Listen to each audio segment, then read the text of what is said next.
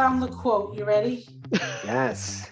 This is important. The wide and gaping chasm which exists between the complexity of illness and the commonplaceness of our treatment tool is and always will be both the pride and anguish of our profession. The pride and anguish of our profession. That is like, what? Yeah. You just sounded so much like a dork. Sorry. We should have a disclaimer. All nerds welcome.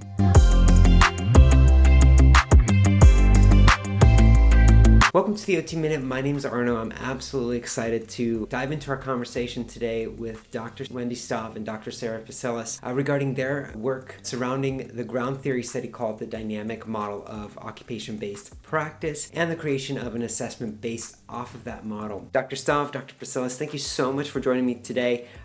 We are just coming off of Occupational Therapy Month, so I can't think of a better day or time to explore occupation-based practice. As soon as I heard about the model for the first time, I couldn't help but love it. I feel like it has such great depth and perspective to help further clarify what is it that occupational therapists do, and it continues to help to highlight the unique value and role that occupational therapy brings as a unique discipline different from other healthcare disciplines when it comes to the care of clients. Before we dive into the model and your work regarding these topics, can you just kind of let our audience know a little bit more about you and what do you do outside of your work on the dynamic model of occupation-based practice?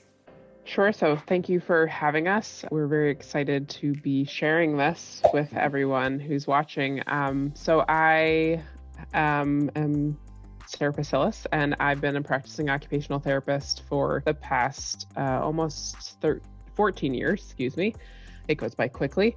And I primarily practice in pediatrics. I work still in the birth to 3 system in the state of Connecticut. And I also am the founding program director at the University of Hartford and have been teaching for the past almost 9 years in academia. I'm very fortunate in that I see both sides of practice, sort of the education piece as well as the practitioner piece. And I also finished my PhD a little over 2 years ago now.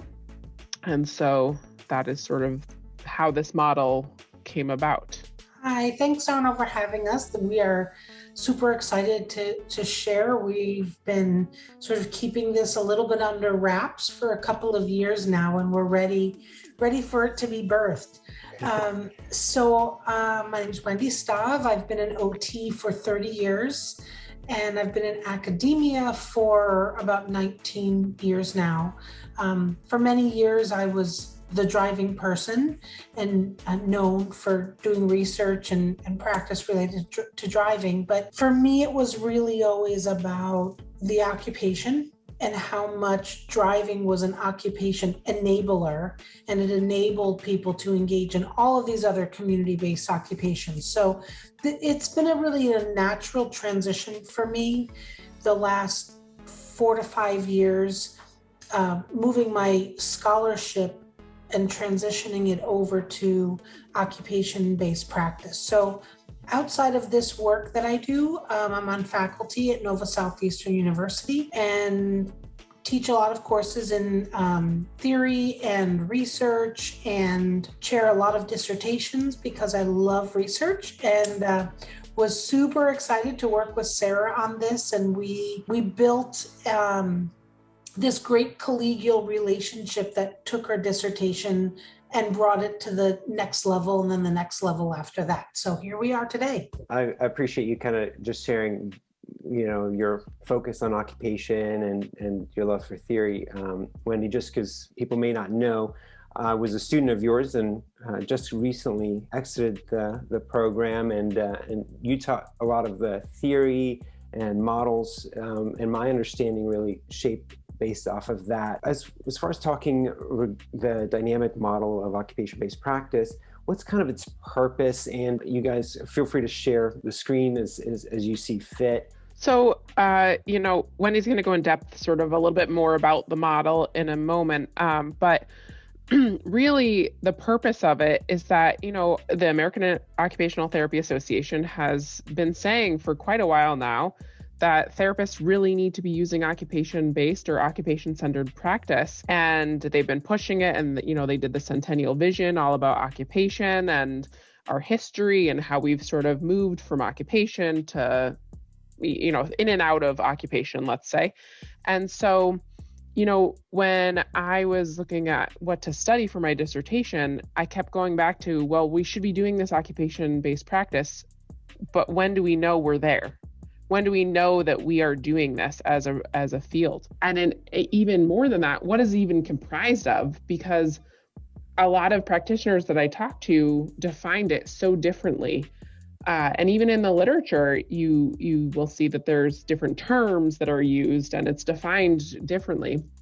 And so really the hope or the intent of this model that we hoped would emerge from the research was that we wanted this model to provide students, practitioners, researchers a way to guide practice or education or even research, and also to help them define what occupation-based practice was for themselves, as well as clients and other practitioners, right, that aren't occupational therapists, right, other professions. Mm-hmm. And just to follow up on that, what's kind of the importance as far as research goes in defining terms really clearly? Because you mentioned that a lot of us say occupation-based practice, but it means different things. So what's the importance of kind of defining that clearly in research? Sure. So defining it in research is really important so that everyone who is involved in the research project is on the same page,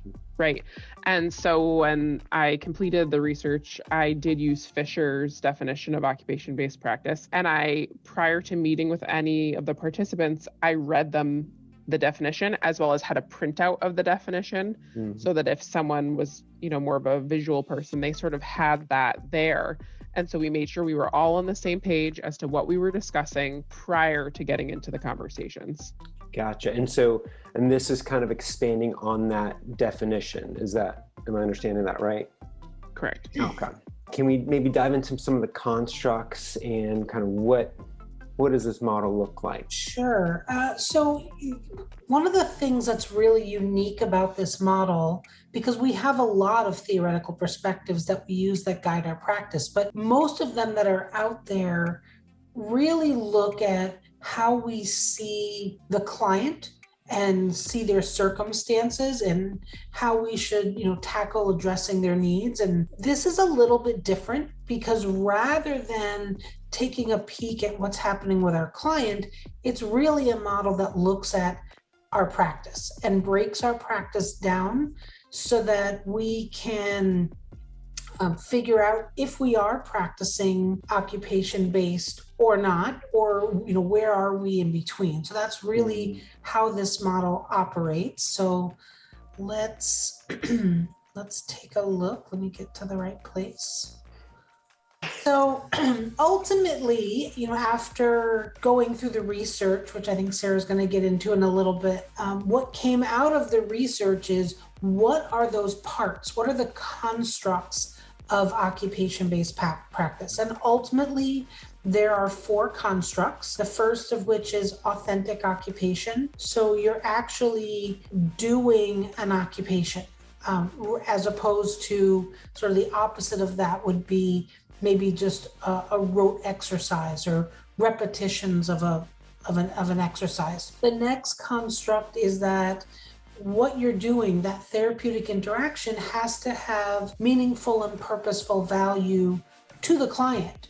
So it should mean something to them. Hopefully you've drawn from the occupational profile or some other occupation-based assessment, but it also has to have some purpose. So if we get back to the opposite, which would be maybe just a rote exercise, there's no purpose. You don't accomplish anything from doing repetitions of an exercise. The next construct is therapeutic intent. So what we're doing should be targeting what the person's goals are, whatever their area of weakness is or what they're trying to accomplish, we should be targeting that. So if a person needs to work on balance, we shouldn't have them be sitting in a chair working on a puzzle, because there's no therapeutic intent to addressing balance. And finally, the last construct is engaged participation, which really has to do with how much active engagement there is on the part of the client, as opposed to being a passive recipient to, say, a modality, for example. So each of these 4 constructs is fulfilled to a different degree within each therapeutic interaction. So, when I'm doing transfer training, I'm looking at all 4 of these constructs. And then when I'm doing ADL retraining, I'm looking at all 4 of these constructs again. And depending on the mix, so on the right side of this part of the model, all of these constructs are very fulfilled to their utmost extent, whereas on the left side, they're all at the lowest level. And depending on that mix, it's not an all or none, but this is a simplistic image, but depending on the mix, the more you have these constructs filled, the further you are to the right side of this continuum, which is occupation-based practice. The less those constructs are fulfilled on the left side, you are practicing using a discrete model. And we use that word discrete because it means it's an approach that is discretely different than health through occupation. So it might be different depending on your setting. So if you're in an acute care hospital, that might be a medical model. If you're in the school system, it might be an educational model. If you're in a mental health setting, it might be a psychological model, or it could be a corporate model or a military model. Any approach that has an agenda that is discretely different than health through occupation. So we might all go into all of our practice interactions with the best intentions, but where we end up along this continuum does not occur by happenstance. There are lots and lots of things that influence our practice. Some of those influences are really positive and some of those influences are really negative. So you can see at the top of this model, what we have represented as gears are different factors that are related to the client and who they are and what their needs are and what their understanding is and how complex their occupational roles are, to the systems, the billing systems and the documentation systems, the physical environment that we're practicing in.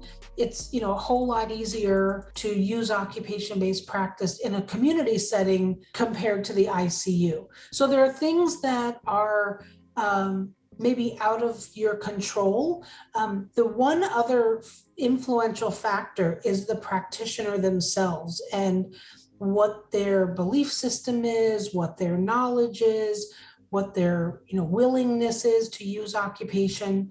So at the outset, there are all these influences, some positive and some negative, that really lead to the mix between those constructs and then sort of spill out so that each therapeutic interaction is either occupation-based or discrete model or somewhere along that continuum.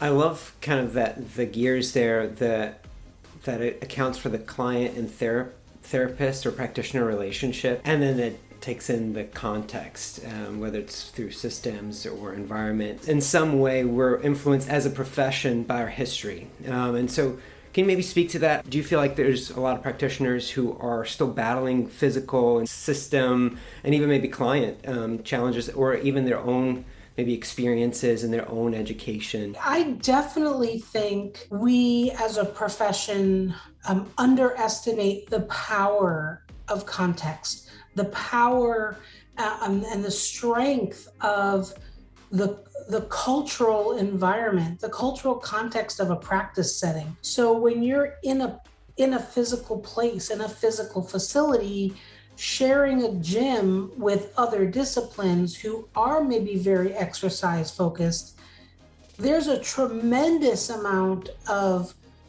cultural context that pushes you towards the left side of this continuum, because that's what people are expecting. Those are the materials that are available. It takes a whole lot of extra work to get out those occupation-based materials and put them back when you have a limited time frame. So I think that people are still battling a lot, and we can take steps to fix that. But first we have to understand what's going on, where we are, and sort of where the gaps are. Of all those influences, which ones are positive influences that really facilitate occupation-based practice? And then we can try to capitalize on those. But at the same time, looking at what are those influences that are barriers. I know Sarah's going to talk about that later, but once we can identify what those barriers are, then we can try to counter them. While at the same time capitalizing on those really positive influences. Going back to Sarah, one of the things you mentioned was that there's kind of this, in a positive way, a system push from AOTA and from leadership to really be more occupation-based. Taking a step back here, what kind of got you guys interested in creating, and I think you touched a little bit about this, on creating or researching the creation of a model like this? Can we go back to that? Just whether or not on a personal level, or maybe from what you've seen, what kind of pushed you to say this? So, on a personal level, I was completing my dissertation and, my PhD. So I hadn't gotten to the dissertation phase yet, but early on in the program, it was recommended by multiple faculty members to just keep a running list of topics that either came up in coursework or read in, literature that sort of sparked your attention or, you recognize as being a gap somewhere. And so I did. I had a running list on my computer that if I'd read an article or there was a discussion in class, that I would keep a tally, so to say, of all these topics. And I'd sort of keep track, like I said, of a tally of how often they came up. So I had a couple of topics, and then I'd keep sort of track of how often I found it to be an issue or a gap in the literature. So when I was sort of brainstorming about this, it just kept coming up. It wouldn't go away. You couldn't avoid it. No, it just was everywhere, right? So I'd read something and I'm like, oh, there it is again. So at AOTA conference in Chicago, I had already approached Wendy to ask her to be my chair. So we were having a meeting over lunch. And we were at an Irish pub. I don't know how I remember that. But we were sitting and talking about this concept of occupation-based practice. And I kept saying, well, I want to measure it. How often are we actually doing this? Because if AOTA is insisting that we do this, then we need to know how often it's happening. Because how will they know if it's happening? And she just kept saying, well, how are you going to measure it? And I was like, I don't really... It's a good way to ask questions. She's good at that. Yes, she is good at that, except for I didn't have an answer for her. And I just kept saying, I don't know. And she's like, well, you need to think about it. Because if you can't measure it, how are you going to do that study? And really what happened through that conversation was that maybe she already realized this and just made me think that she realized it at the same time, which is probably what happened.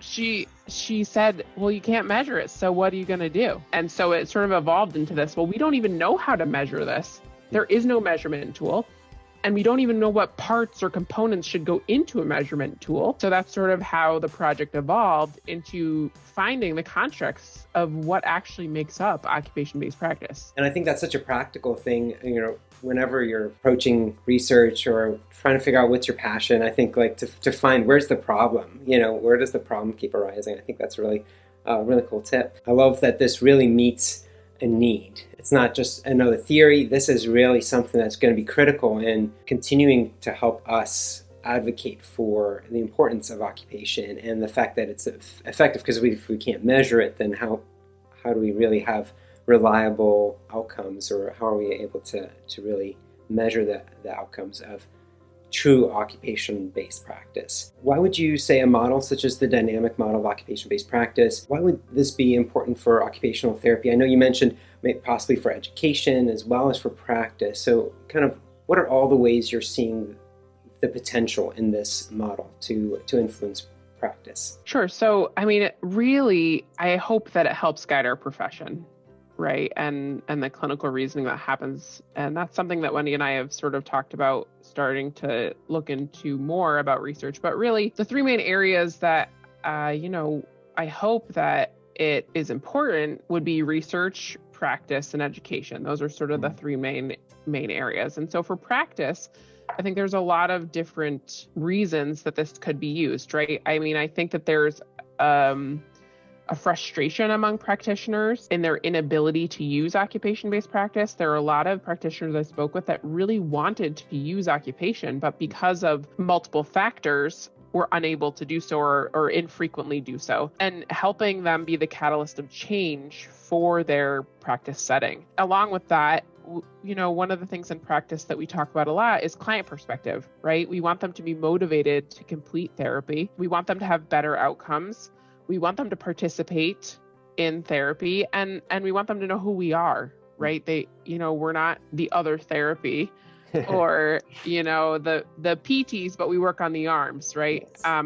That's not who we are. And so if we can define ourselves better to clients, we want them to have more buy-in, right, into our services. Another thing within practice that this model can help with is, right now we're going through a lot of reimbursement changes in with the government type systems, but within third-party payers, it's really still all about the duration and frequency of services, right? How many minutes do you need to get with your patient to get paid for X amount of dollars?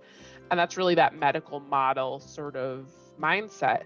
And really, we hope that someone could use this model, or practitioners in general, to advocate for the fact that we need flexible delivery models, right? We need to say, well, we need to help them, cook a meal. And that doesn't necessarily mean that you only need 30 minutes. You probably need longer than that. In addition, space was a really common theme that came up from practitioners, and that they don't have the space that is occupation-based to use with their clients. And so, therapists advocating to go outside of their space if they need to, and or go to administration and say, we need appropriate equipment. One of the practitioners I interviewed told me that they had a kitchen at their facility and that their administration made them turn all of the appliances off because it was dangerous.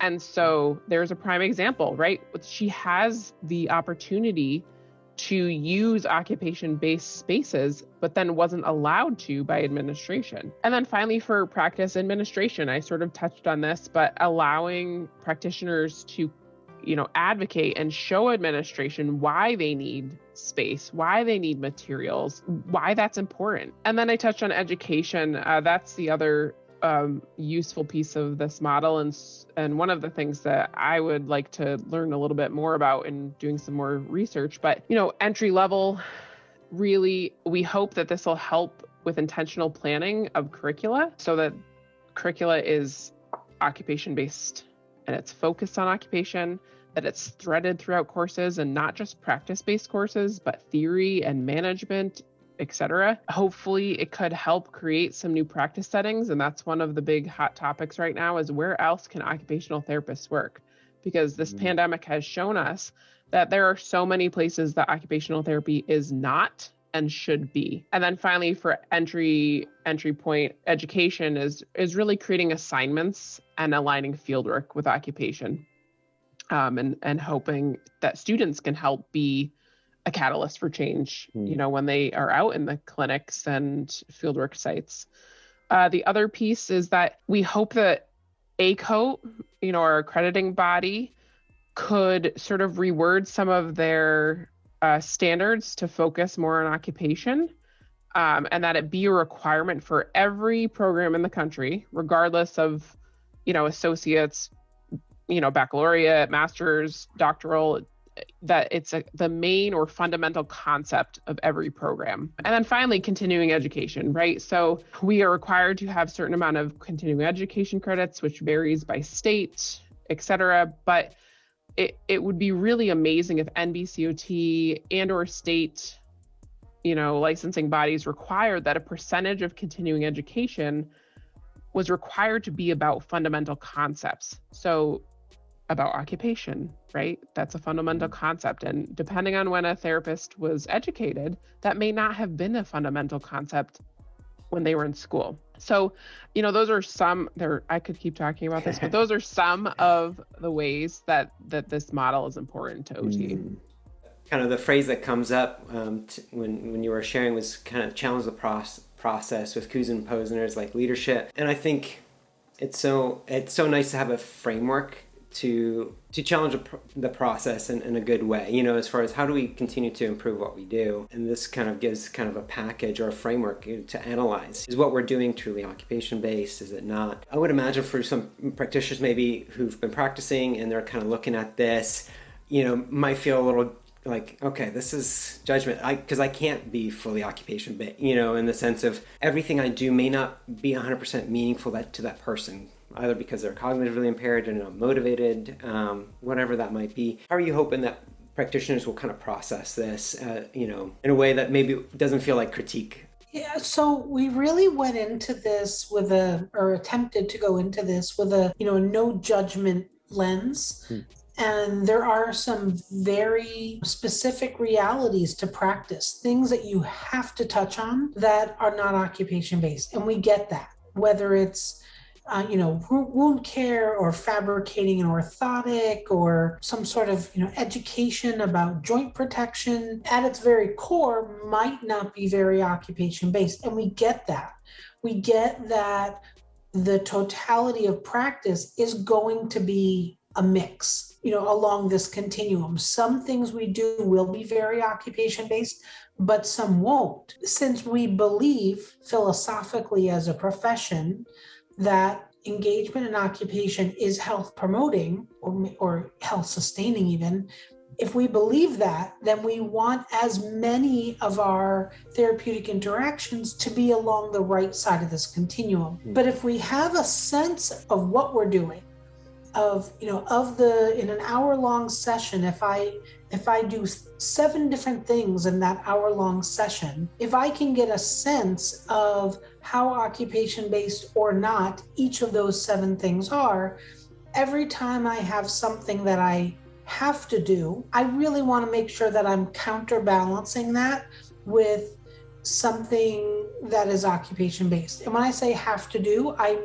I mean, maybe like if I'm a hand therapist, there might be something that I have to do related to that person's wound, their surgical wound. That's not occupation-based, but I have to do it. So that's going to exist somewhere in the medical model side of things. But for all of those things that I do, I want to counteract that by including an occupation-based approach later on in the session. So we actually have a manuscript coming out that presents this model. It'll be published in OJOT shortly. It's going through copy editing right now. In that manuscript, we did include a clinical scenario that's, the kind of scenario that every single one of us has been through with a client in a hospital. And of those interactions you have in that single session, how each of them are classified. And some are occupation-based and some aren't. It's the reality of practice. And so this affirms that the occupations or interventions to support occupation that the OTPF outlines, this is just ensuring or trying to kind of move the needle a little bit, so to continue to push us. Would that be right? To even if incrementally, to be more occupation-based. It's like a vision statement, right? You put this statement out there, this is what I hope to be, but most vision statements are, wholly unachievable. It would be near impossible for every therapeutic interaction that you had to be totally occupation-based. Nobody can practice like that. But if we have awareness about where we are, we can, like you said, move the needle.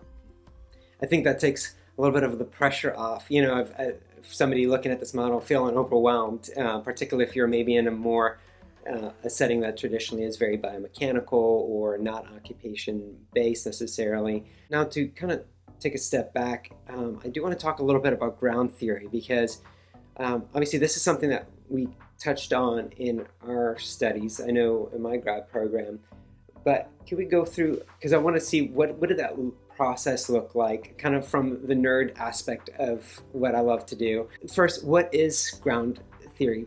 Maybe for somebody who doesn't know, can one of you guys maybe outline that a little bit? What is it?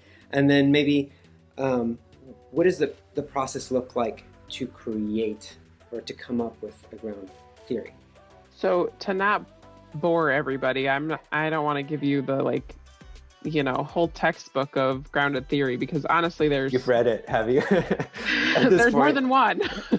And so I'll just give you sort of a quick overview of the process and really what it is. And so really, there's a lot of theories that we use in our practice, and it's important that people understand that we don't just make them up, or they don't just come out of nowhere because someone has an idea and they just publish it, right? There's definitely research and a strategic and very specific plan of how you get to a theory. Something like PEO, they didn't just pull it out of their head and publish it. So, grounded theory is a qualitative research method, and it involves collecting various data, and there's different types of data you can collect. For this specific study, I used interviews and a focus group. There was another aspect of the study that was planned that we had to sort of abort, I guess you could say, because it's called Photovoice. And Photovoice is when you use pictures. And so the plan was to include these pictures and have therapists describe, what they felt, take a picture of what they felt was an occupation-based intervention, and then describe it. And there weren't going to be any patients or clients in them, but we sort of found the roadblock that we didn't really think about is that therapists weren't even allowed to take pictures of their facility for HIPAA reasons. Yes. And so that didn't work out. So maybe that's a future endeavor. So interviews and a focus group were used, and all of that was recorded and then typed out by yours truly, word for word, every pause, every and then analyzed. And grounded theory has a sequence of how you analyze that data. And essentially you create codes or things that are a common theme. And then you look at all of those codes, and there were a lot of them. And then you create what we call categories. And from those categories, you look for the themes. So we ended up with 3 themes. So we went from 112, I think, codes to 3 themes. So it's a process that is outlined, right? You don't just come up with these themes. You go through the entire coding process. And then from those themes in grounded theory, the real goal is that you hope that a theory emerges from that data. And it was pretty clear when we were going over the data and these themes, some of the stuff was glaring, right? It was like, these are all barriers that therapists identified. These are all facilitators, identified. And so really the whole goal is to take all the parts of the data and find out how they all relate to one another. That sounds like quite the process. Give me an idea of how long did it take to formulate this? Because you had a question, I imagine. You had the problem that you kind of saw, and then how long before you kind of nailed down this model? And I mean, you guys are obviously approaching now publishing. What was that timeline like? Well, in your doctoral program, if you ever decide to complete a PhD, they tell you to not do some things in your personal life while you're completing your PhD, like get married, have a child, and I did both of those things. So it took me from coursework to graduation just under 6 years. Wow. But again, I did some things that they said not to do. Yeah. But, the dissertation phase was really the end piece of it. So the last, I'd say 2 to 3 years were really the dissertation. And so, the data collection, I would say, took a couple of months. I remember going into the focus group, and I was very pregnant going into the focus group, waddling into the hospital. But yeah, so I mean, really from, creating it, getting it approved from the IRB, et cetera, writing it up, doing all the analysis, et cetera. I mean, it took a good probably two years to do. I commend you for achieving all those milestones in that time frame. That's awesome. Thank you for kind of explaining ground theory, because I do feel like it's such an exciting thing for students who might be thinking I really want to contribute to the body of literature, or maybe has a research bent. I think that's so such a neat thing because we read about all these people that have come up with these models and things that have really helped to shape our understanding. And I think, this has even in our conversation helped to clarify and continue to sharpen my understanding of occupation and how we practice. So I love that. I do want to switch gears a little bit and just talk about the occupation-based practice assessment. Now, I had a little bit of the privilege of doing a little bit of work on this. Unfortunately, we got held up with COVID and all that fun stuff, so we didn't actually get to do some of the research that we wanted to as far as establishing reliability. Can you describe where you guys maybe are in the process of this assessment, and then what is the purpose of the assessment? So once the model was developed, we kind of reflected back on how this all started, which was, how do I measure practice? How do we know if we've achieved that goal that we've been trying to reach for decades? So we realized we really had to make an assessment tool out of this model. We spent hours and hours and hours just chewing on it and talking about it and what it might look like, and what of this entire graphic that you're looking at, what should be measured, or what can we measure, or what can we assign values to? Because essentially in measurement, we're assigning values. If somebody is unstable, we say that their balance is good, fair, or poor. We assign values. So we had to really figure out what we could measure, what values we could assign, and what were those pieces that we were going to assign values to. So I'm just going to take you to the next image. So we first went back to these constructs, right? So we had these 4 constructs, and how do we assign some values, and what would be the question essentially?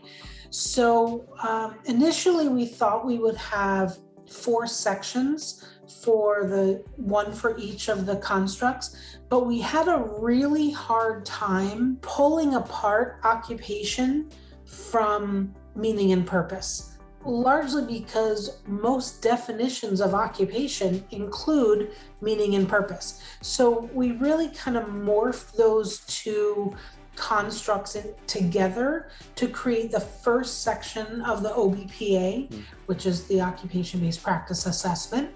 But then the other 2 constructs were just straight parallel, moving over from the constructs of the model right to the section of the occupation-based practice assessment. So because the assessment was literally built off a model, a theoretical model, we kind of started out with really good construct validity, meaning that the instrument reflects the theoretical constructs of what we're trying to capture. So that was a no-brainer.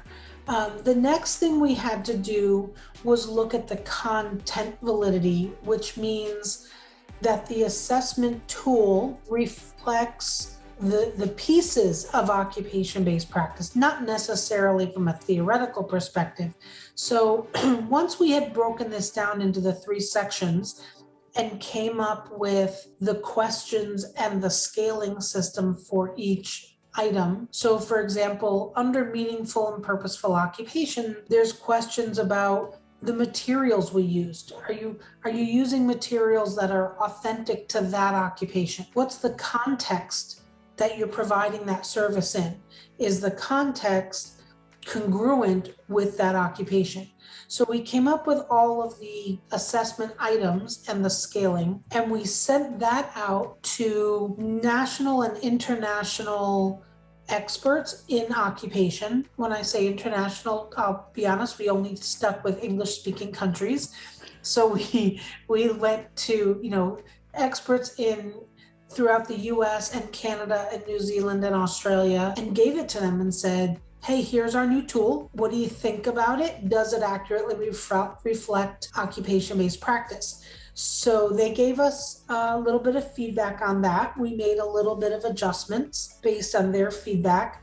We also piloted the assessment tool with practicing clinicians and said, if you think about your practice, do something with a client and then score this. Does it fit? Do the pieces fit? Were you able to answer all of the questions? Doesn't matter what the answer is, what the response is, but did it fit? Or were you left with things that you couldn't answer, or was there any redundancy? So we incorporated those changes. The next step, because we're trying to establish the psychometric properties of this instrument, so our next big milestone will be writing the manual for the tool. So we have the validity established, meaning it measures what it says it measures, but now we're working on reliability. So as you know, when you were involved in the project, we were planning on doing an inter-rater reliability study and going into a clinical site and observing practice and having 2 raters measure the same therapist and their practice throughout the day. But then we had a pandemic and we could not get into a healthcare facility. So we put that on hold. We made an attempt to replicate that study again this year, knowing we still could not get into the clinical settings. So we took a different route and we created videos. We created a battery of simulated clinical scenarios and made videos of them, put those videos out to the study participants and said, watch this video and score it. So we do have the results of that, which are very, very promising, that indicate that the inter-rater reliability is really strong. There were things that were complicated to capture in a video. So the items about meaning, we did our best with labeling and putting in some dialogue into those clinical scenarios, but it wasn't an authentic clinical situation. So we have preliminary inter-rater reliability. Our next step is to execute the study that we wanted to do 2 years ago when COVID hit, and do an inter-rater reliability study. And then finally, we really want to look at the utility of self-administration, because everything we've done so far is I observe your practice with my OBPA score sheet and I assess your practice. That brings along with it some baggage of somebody's watching me and Hawthorne effect, and I'd be judged, and how does that affect my job and my promotion, etc. So it comes with some baggage. So it's really important for us to be able to secure this tool as being feasible for self-assessment. So we're going to do an inter-rater reliability study, but really like an inter-perspective. So somebody observes and rates, plus you rate yourself and then compare those scores. So that's where we are in the development process. You mentioned real quick on the meaningful and purposeful occupation section on the OBPA, one of the items includes like materials, or one of the items context. Can you maybe just give an example of what that would look like maybe in a clinical scenario? Sure. So some of the videos that we've created to train people how to use the OBPA, we created the same clinical scenario with 3 different approaches. So we have a video of a person with a distal radius fracture, and she needs to increase her pronation. So the first scenario, which is really, really medical model, has this person sitting with their forearm on a table with their hand hanging over the edge, using a hand weight. And so the gravity of the weight are just pulling her forearm into pronation. So the material used is a hand weight, which isn't connected to an occupation at all. So that sort of scores the lowest. And all of this is done in a therapy clinic. So that's the context. So it's not consistent with an occupation because we don't tend to live in clinics. The next scenario is the same exact person, but the client is scooping beads from one bucket and pouring them into the other bucket. So there's some purpose to it. she's trying to transfer the beads from one container to the other. Not so much meaning, and it's also not really an occupation. It doesn't have, there's no actual sense of doing. It's just still a bit of a rote movement. And again, you're in the context of a clinic, so that's not consistent with any occupation. The last scenario that we created a video of is somebody repotting a plant. So the person in the scenario tells a story about how they love to garden, which the therapist had gathered on the occupational profile. So she's repotting plants. So it's meaningful to her, it's purposeful, it's an occupation because it's a doing that has meaning embedded in it for that person. So the same scooping of the dirt and pouring the dirt into the repotted, the larger pot is very meaningful and purposeful, and it's an occupation for that client. The context, if you're doing it in a therapy clinic, is still not consistent. If we wanted to ramp that up and bring the context up, then we would probably need to be outside in a garden with maybe raised flower beds or what have you. So some of the items are not possible to achieve depending on your setting.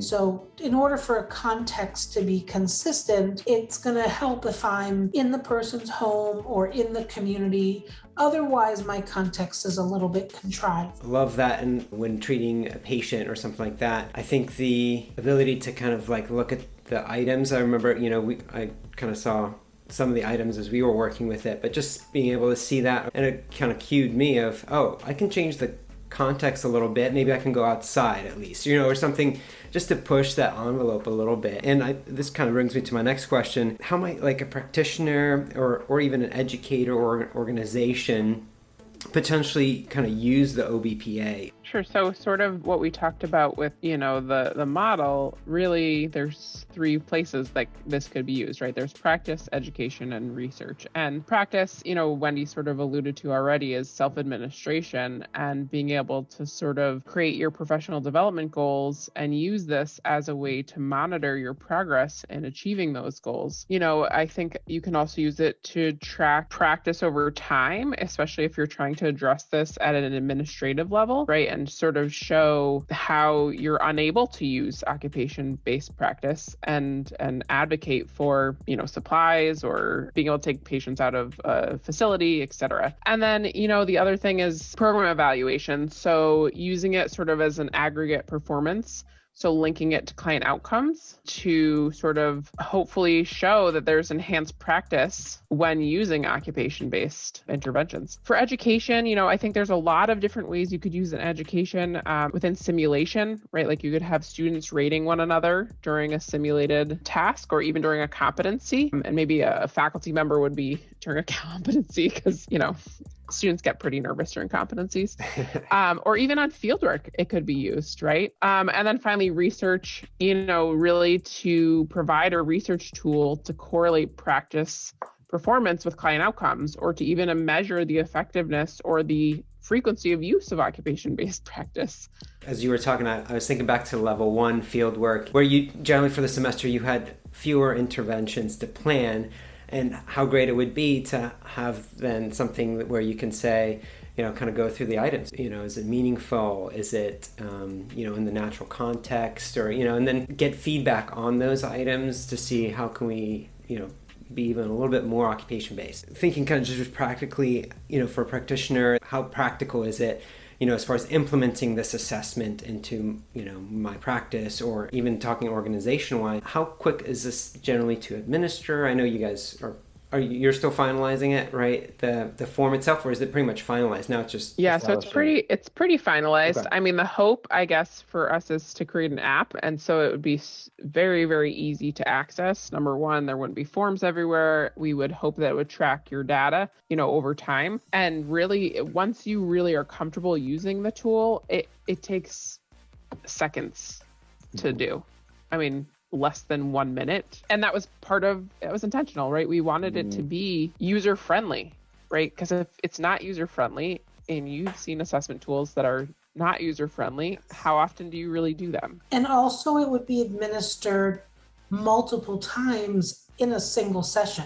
So if your hour-long session, I'm being generous, we'll call it a 30-minute session, includes some transfer training, some client education, some exercises, a kitchen activity, and family education. So you might do all 5 of those things in a half-hour session, and each of those 5 things would be measured with the OBPA. So you can get kind of a bird's eye view. That's that idea of, well, I have to educate the family on observing total hip precautions.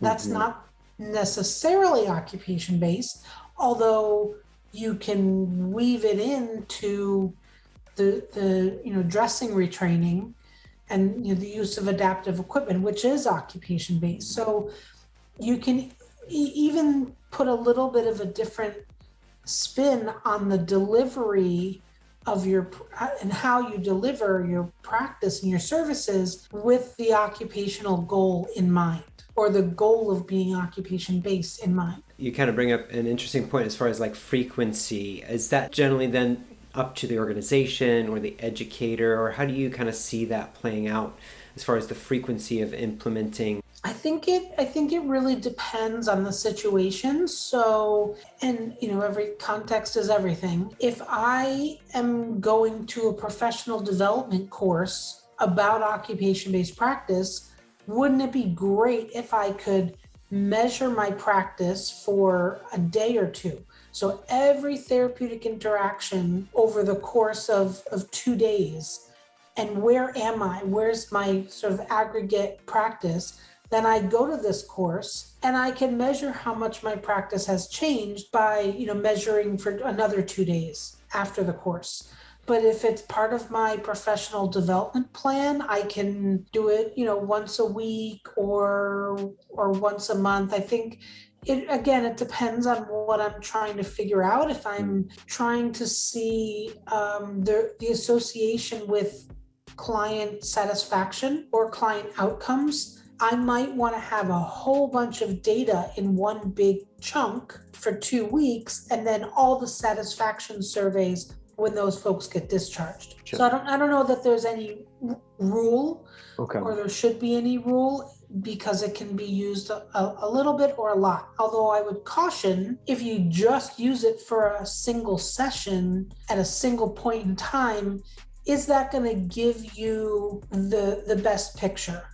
Because if we go back to the top of this model, I am who I am as a practitioner. In one day on May 12th is that one day of practice. The knowledge that I have, the experiences that I have, the philosophical beliefs that I have, they are what they are. But on that day, I might have a client who is very, very acutely ill. And so I'm not going to be able to be as occupation-based. I might have somebody who's, ready to discharge. The physical environment that I'm working in, who knows, maybe my gym's under construction, maybe we're waiting for delivery of our occupation-based materials. So there are all these influential factors that would make me caution anyone about just this one single blip in time. Because that's not a picture of our true practice.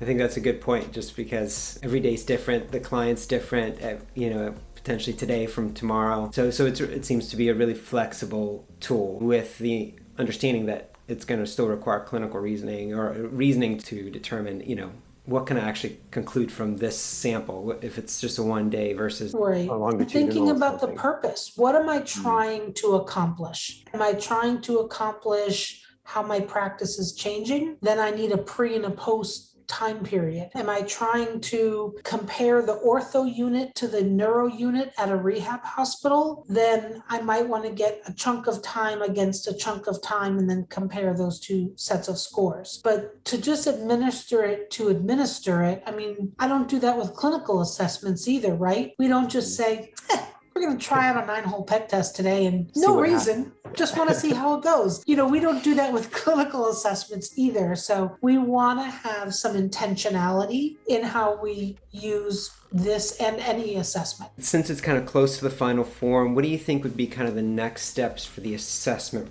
So as Sarah said, we would like it to exist in an app. So once we have established our psychometric properties, that's our current big step that we're working on, we would like it created as an app. So we have it as, a Word document. We have it in app-like form, if you will, in Google Forms, that you can, go onto your phone and click, click, click, which is fairly easy, but we would like it created in an app in a way that aggregate data can be gathered. So I can put in, the code for my Midville Rehab Hospital. I'm therapist number 67. And anytime I administer data or administer the OBPA, that data goes and is attached to me at this facility for who I am, so that that data can be pulled.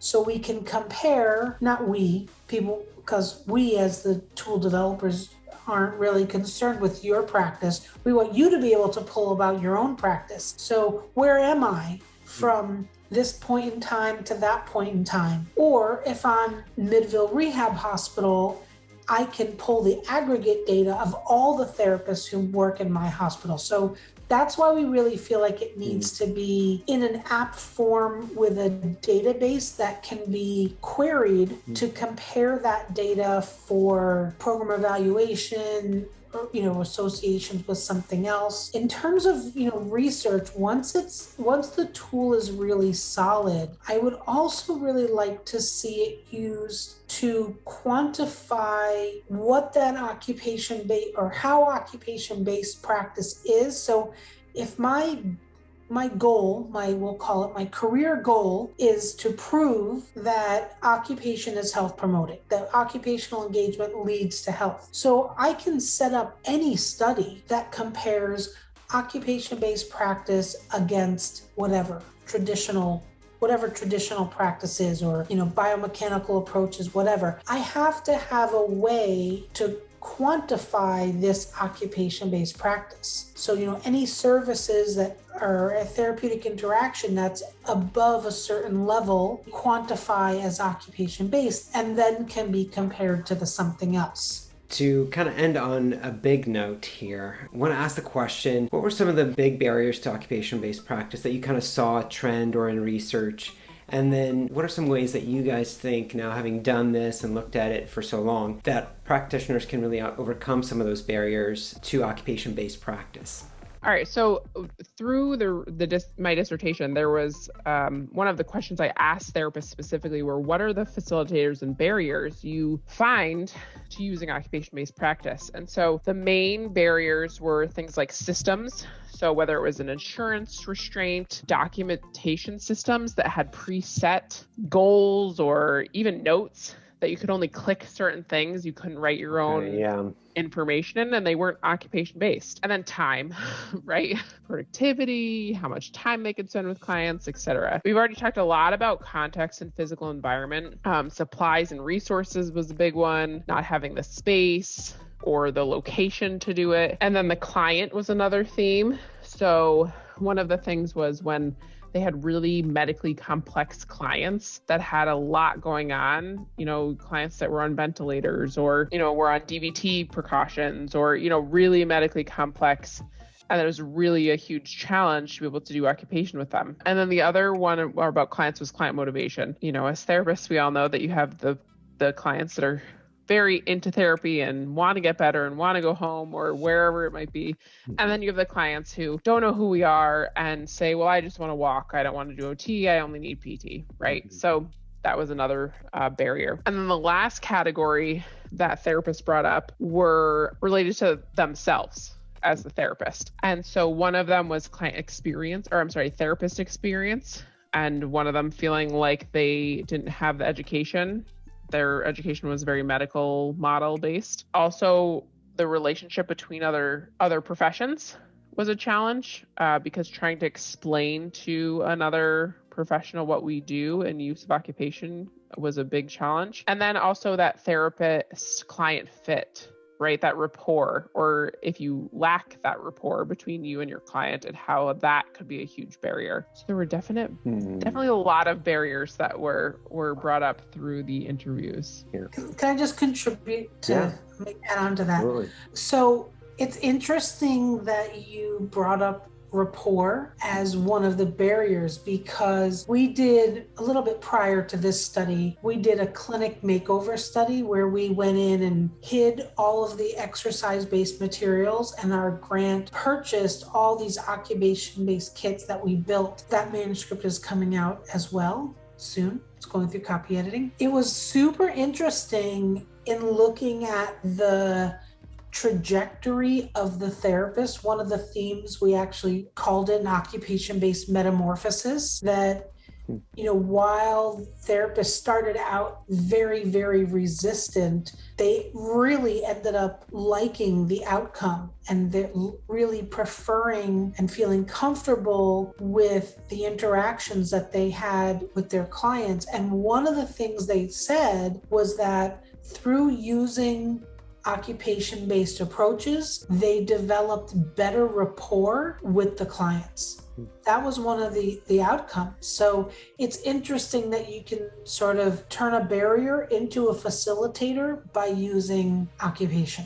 On a practical level, if I don't know if you guys can speak any more to this, but maybe from your own experience, or kind of just as you've processed it, for maybe like a new practitioner like myself who's going into a setting that's very medical based, how can they cling on to that idea of the value of occupation-based practice, or how can they overcome some of the barriers that maybe they may experience? So I think for a new grad, it's really difficult to try to combat a system because you're novice. But one of the things you really have control over is that practitioner influence. I get to decide how occupation-based I am. I get to decide how I explain to my clients what's my role in working with you. I can have some influence over my physical environment and where I physically choose to provide my services, in somebody's room or in a gym, or let's go outside and get some fresh air kind of thing. I have some control over that. But I would say that probably the biggest tip for somebody, a new grad or novice therapist, is to really think about these constructs. I got some interesting feedback from the group of students who worked with me the year after you, Arno, because for a solid year, they were looking at this model. They were looking at the OBPA, and these 4 constructs became part of their lexicon. They really learned that those 4 constructs are things that they need to pay attention to. And this is anecdotal, and hopefully I can maybe do a little bit of a retrospective study, but they shared that they felt they had an easier time writing the treatment plans that they had to do for clients. They had an easier time writing up their case studies. They did a little bit better, or they felt a little more confident on their level 1 fieldwork because they had this foundation. They didn't feel like they were just thrown out there and figure out what to do. They had this structure to think about, let me go back to the occupational profile. What occupations are meaningful to them? Let me see how I can enfold that into practice. So we have the meaningful and purposeful occupation. Let me, use or even at least simulate the materials and the context of that occupation. Let me make sure it's working towards their goals, and how can I get them as engaged as possible. So using the 4 constructs really helped guide their decision-making process as they were planning out what to do. I think you bring up the good point also of the importance of the occupational profile in the OT process, because if you don't have that, you might have therapeutic intent, as on a biomechanical level, or on kind of a surface level, but you can really get deep if you have a good occupational profile and that rapport with the patient. I love that. A couple of things that I just loved and wanted to highlight of what you guys mentioned was I've heard the word advocate quite a bit in this conversation, and just the importance of advocating. I think even as a new grad, understanding that my actions advocate. So if I'm doing occupation-based practice and it's making an effect, or patients are more engaged, more alert, or having better therapeutic outcomes, that's going to speak louder than, if I was to say whatever I think is right. I love what you said, Wendy, as far as like the importance of thinking about constructs, because I feel like the more you kind of bask in occupation, the more you talk about it, the more you, at least in my own experience, the more deeply I think about it, the more I embody it, because what we think affects how we feel about things and how we behave. And so to highlight these constructs, to get it out in front of people, will hopefully help to deepen our thought and our understanding of who we are as practitioners. So I just want to thank you guys both so much for taking the time. This is selfish on my part, so thank you. And for maybe members who are interested in learning more or knowing more, or kind of following kind of this journey as far as the dynamic model of occupation-based practice and the occupation-based practice assessment, where can they be looking for those things? So this model will be published in OJOT, the Open Journal of Occupational Therapy, which is great because it's an open access journal. So practitioners who are out there practicing and don't have access to medical libraries can access it. As we do more research on the psychometric properties of the tool, we'll be publishing that work as well. Right now, just the model will be coming out, but you got the first sneak peek. Yeah, this is exclusive. I love it. It's an exclusive. I put that as the title. This is great. Well, thank you guys so much for your time. And again, I appreciate the conversation and just the work that you guys are doing to just highlight occupation and continuing to kind of push our thinking about occupation and occupation-based practice. So thank you again. Thanks for having us. Thank you. Of course, yeah. Thank you so much for watching the OT Minute. I hope this conversation was informative and helpful to you. If you want more OT-related content like this, don't forget to subscribe and turn on the notification bell so that you're always kept up to date regarding new videos coming out on this channel. I'll also be sure to post a link to the article once that comes out in the description below, so check that out. And then finally, I hope you have a great occupation-filled day, and we'll see you in the next video.